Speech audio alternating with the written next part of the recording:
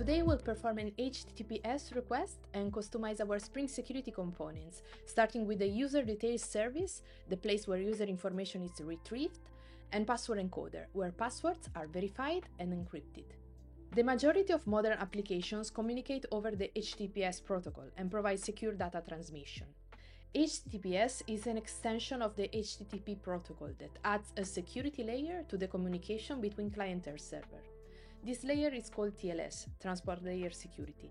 It will encrypt the data in transit and verifies the identity of the server using digital certificates. These certificates are issued by certificate authorities. When you obtain a certificate from a CA, they bind your public key to your domain after verifying your identity. This process protects users from man-in-the-middle attacks and helps to provide secure connections.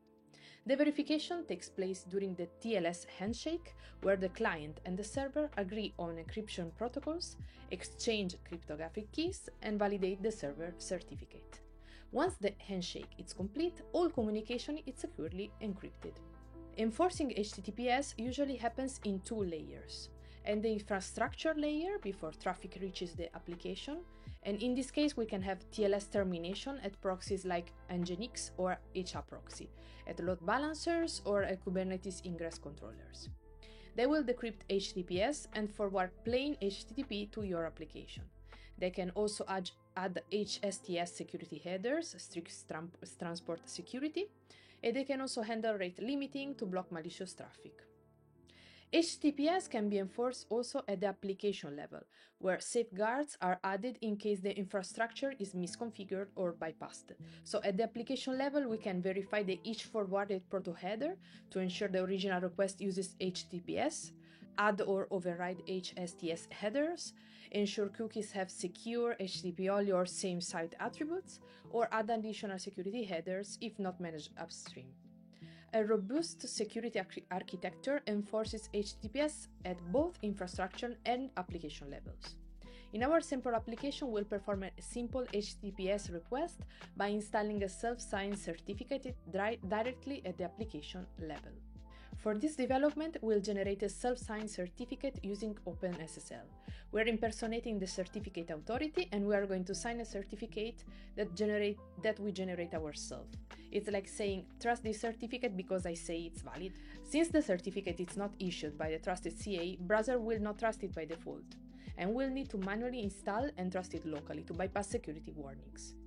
OpenSSL is an open source library which implements TLS and a toolkit that supports a wide range of cryptographic operations. It can generate private and public keys, create certificate signing requests, sign certificates, test debug TLS connection, and much more. We'll now build upon the previous branch, one HTTP curl, where we added only the Spring Boot security started Maven dependency. Let's introduce some added security flavor by creating a new identical branch in your local repository. We'll name it basic2 HTTPS curl.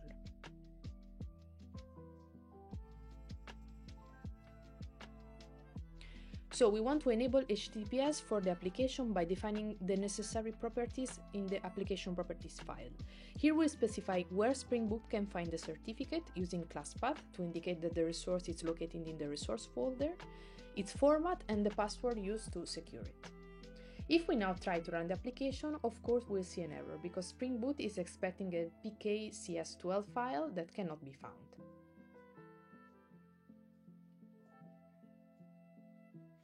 So let's create a self-signed certificate.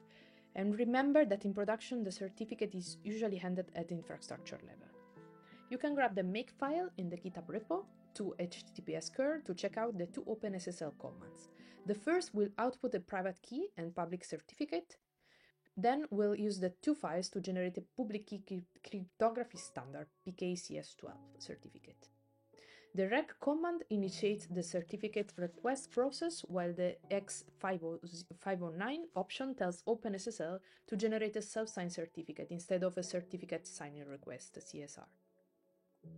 We define the names for the two output files, the public part of the certificate and the private key, where the key will be of a size of 2048 bits. Nodes means that the private key will not be protected with a password, and SHA is the hashing algorithm. The certificate subject will have the common name cn localhost. We pass a config file with bash substitution then. Extensions mean that we are going to apply the ext section in the config file. Here is included the field subject alt name, sun, which is now a requirement for browsers. Please note that the simple OpenSSL 509 command does not include this, and you need to add it then. Let's run this, and we'll now see 3 new files in the resource folder.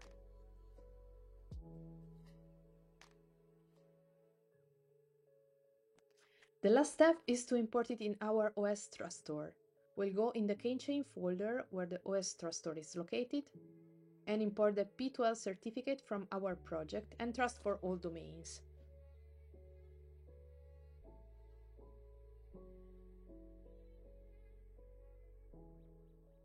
We can now try our simple GET call with the default user via basic authentication, but this time using HTTPS instead of HTTP, with a curl command, vu, user, and password.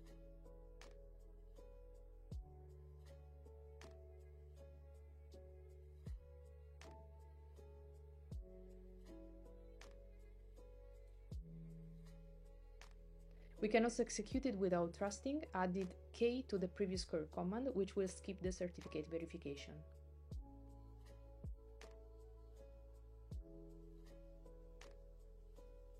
Now let's override some of the Spring Security default configurations, starting with the user details service, an interface used to load user-specific data during the authentication, and the password encoder.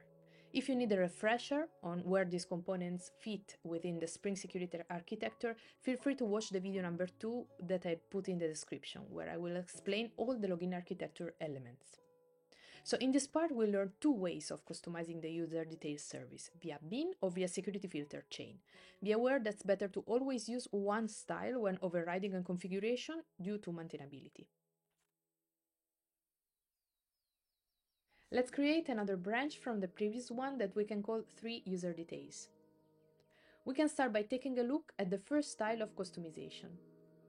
We'll first create a config folder and a new application configuration file. We'll add the configuration annotation. This is a class level annotation. That means that it will contain 1 or more bin definitions.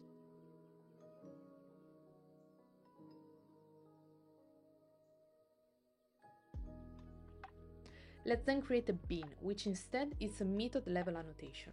When this method is run, it returns a value, which is stored in the application context and will be available for injection in the whole application later. This approach to customizing the user details service is the most common, as it promotes easier maintenance and a clear separation of concerns. We'll create an in-memory user details manager implementation of the interface user details service. Please don't confuse this with the authentication manager interface. They serve different purposes.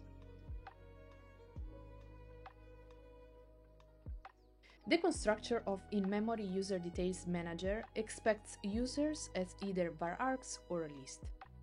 Internally, it calls the create user method and will add each user to an in-memory store.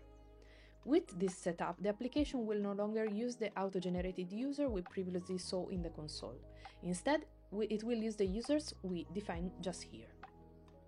Each user is stored in a hash map, where the username is the key and the value is a user details object containing the authenticated user information.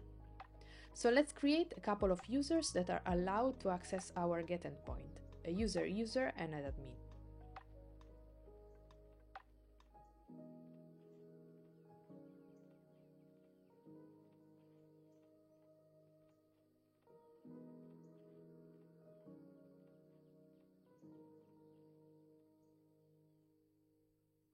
User is a provided class, a basic implementation of the user details interface, and it's used to represent authenticated users. All the Boolean arguments in the constructor are set to true as default. Another user details implementation is the mutable user, a specific type of user which properties can be changed at runtime.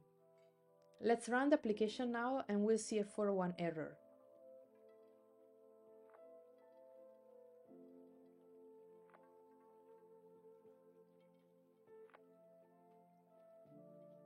This error will arise because we did not specify how the password should be encoded.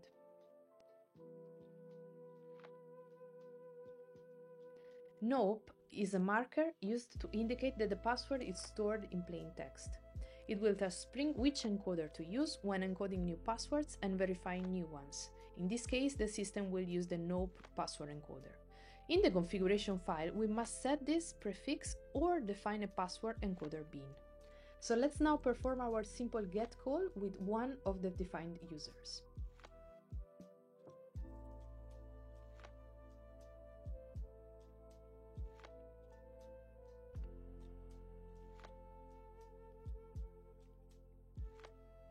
If we want to alter the default configuration, we need to act upon a bean of type security filter chain, which will filter every HTTP request that comes in your application.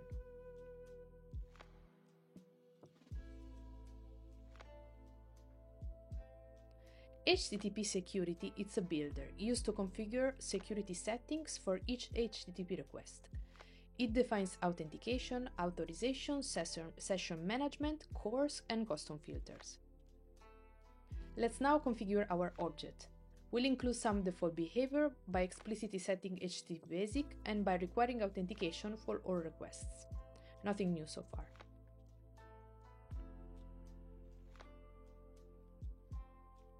We can see that HTTP basic is customized with the customizer object.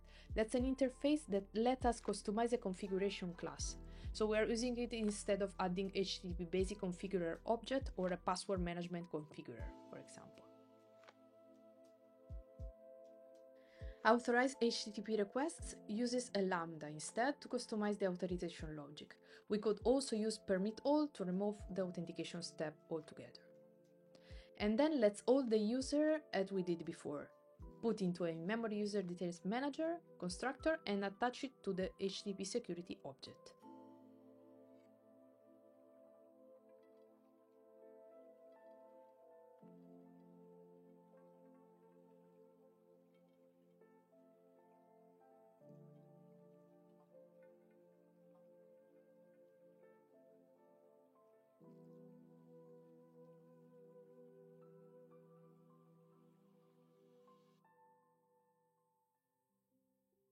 The build function will process all the chain security settings.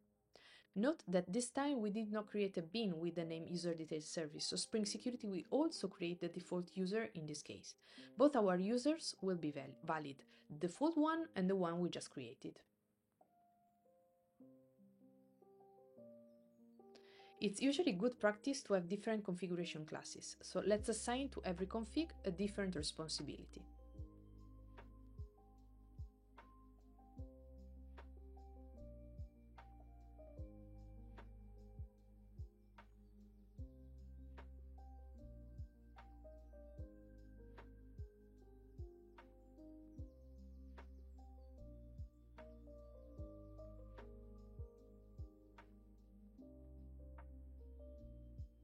And let's finally verify that our endpoint still works as expected with the cur command, user, and password. Well, thank you for watching. If you found this content useful, don't forget to like, subscribe, and hit the bell for more tutorials. I'll do my best to publish a new brand video every Monday. And I hope to see you soon.